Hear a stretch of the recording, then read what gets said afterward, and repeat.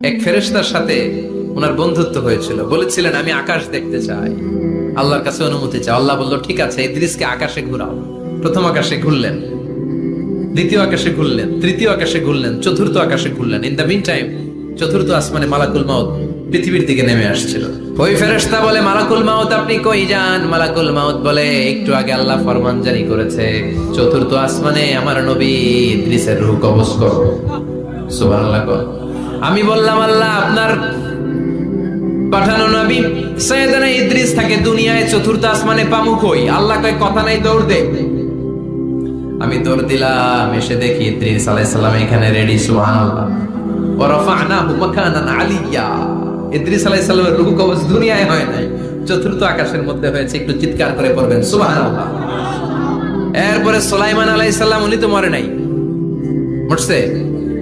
উনি জিন চালাইতো, উনিও মরবে।